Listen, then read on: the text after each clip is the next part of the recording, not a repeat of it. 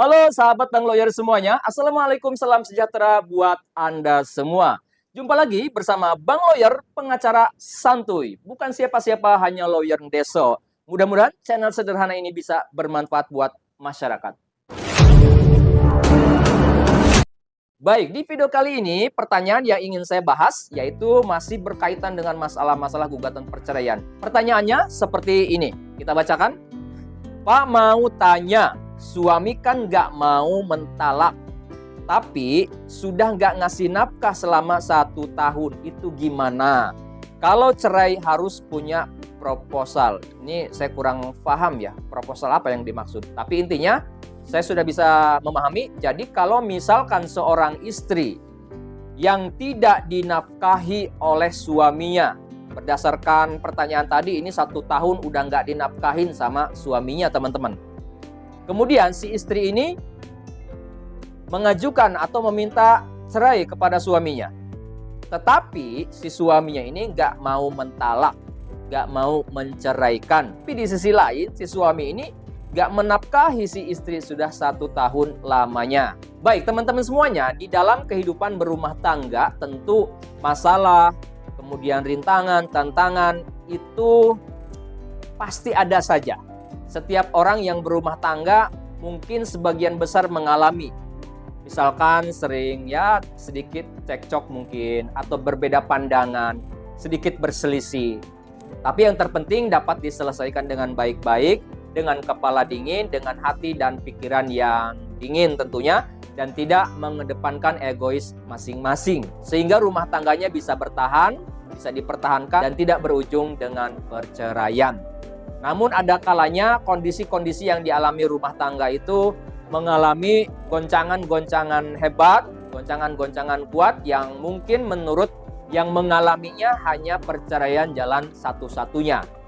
Nah itu sih pilihan. Kalau misalkan merasa terzolimi, kemudian juga memenuhi alasan untuk menggugat cerai, ya silahkan saja. Itu hak untuk mengajukan. Silahkan ajukan secara formal dan resmi ke lembaga pengadilan. Teman-teman semuanya, ketika seorang istri tidak dinafkahi oleh suaminya, apalagi sampai 1 tahun lebih ataupun bertahun-tahun, sebetulnya itu sudah memenuhi ketentuan ataupun juga alasan bagi seorang istri untuk mengajukan gugatan perceraian karena tidak dinafkahi oleh suaminya.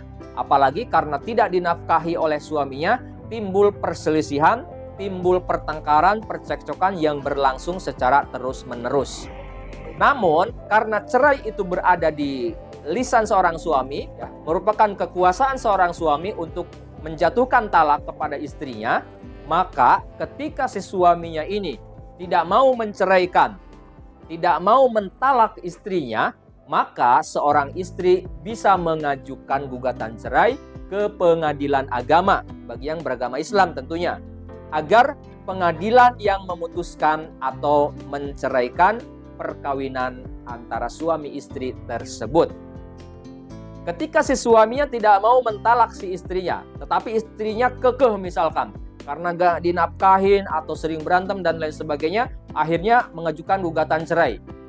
Meskipun si suami tidak mau mentalak, tidak mau menjatuhkan talak kepada istrinya, kemudian ketika ada surat pemberitahuan atau surat panggilan dari pengadilan untuk menghadap di muka persidangan, si suami ini tidak mau hadir atau tidak mau menandatangani surat pemberitahuan atau panggilan sidang, itu prosesnya akan tetap berjalan.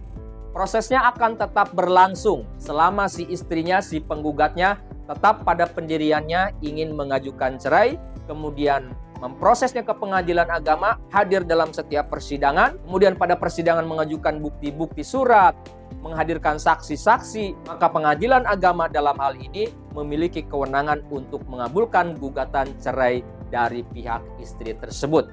Nah, untuk cerai gugat ini atau cerai yang diajukan oleh pihak istri, putusannya adalah menjatuhkan talak 1 bain sugro biasanya dari tergugat, dari si suami kepada si penggugat atau kepada si istri.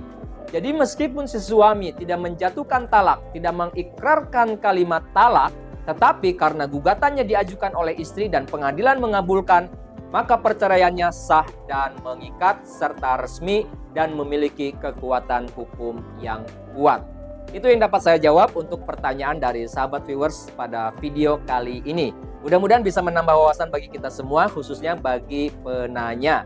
Apabila menurut teman-teman video ini, channel ini ada gunanya dan manfaatnya, yuk dukung kami dengan cara like, komen, dan juga subscribe channel Pengacara Santuy Official. Sampai jumpa di video-video selanjutnya. Assalamualaikum warahmatullahi wabarakatuh.